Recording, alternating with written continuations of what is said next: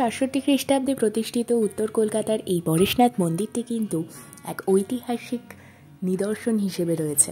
আর এই ঐতিহাসিক নিদর্শনের স্বচক্ষে দর্শন করার জন্য চলে গেলাম আমরা আজকে পরেশনাথ মন্দির দেখতে। Hey guys, welcome back to my YouTube channel and welcome back to another video. So আজকে চলে এসেছি পরেশনাথ মন্দিরে আর আজকে হচ্ছে সরস্বতী পুজো প্লাস ভ্যালেন্টাইন্স ডে।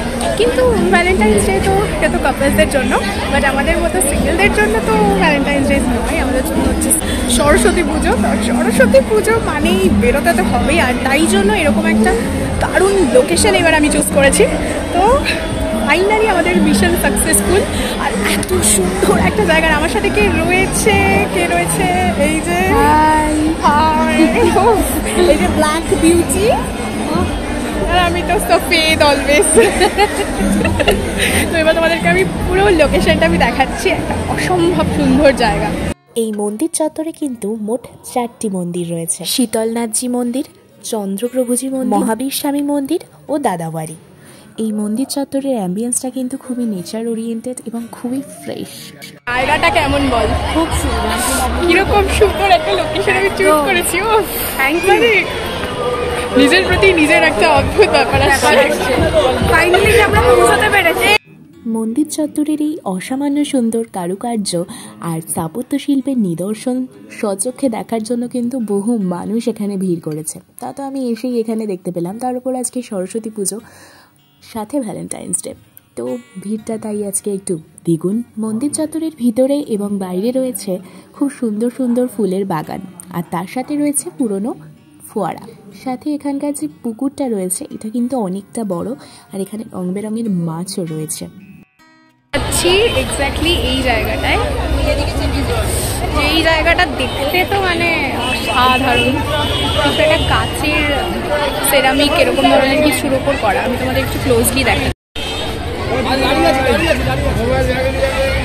অসাধারণ সুন্দর একটা জায়গা, বাট এখানে একটাই সমস্যা হয়েছে, ভিতরে কিন্তু ফটো তোলা যাবে না। তাই ভিতরের ফটোগুলো তোমাদের হয়তো আমি শেয়ার করতে পারবো না তোমাদের সাথে, কারণ ভিতরে ছবি তোলা অ্যালাউ নেই। বাইরে থেকেই যত যা ছবি তোলার সবটা করা যাবে, ভিতরে একদম ফোন বার করা যাবে না এরকমই বলছে।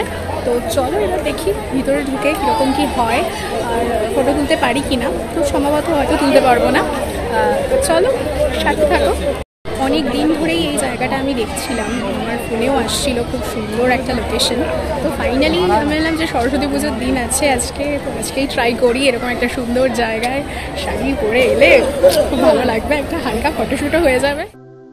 এই মন্দিরটির ভেতরে ঢুকেই কিন্তু আমি দেখলাম মন্দিরের গায়ে গায়ে রয়েছে সূক্ষ্ম কারুকার্যের নিদর্শন, রয়েছে আয়না খচিত স্তম্ভ এবং রঙিন ঘষা কাচ দিয়ে সাজানো জানলা।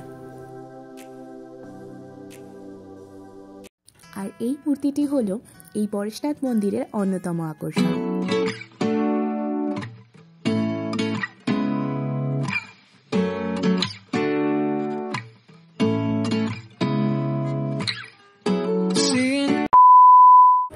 আমাদের মোটামুটি ঘুরে দেখা কমপ্লিট।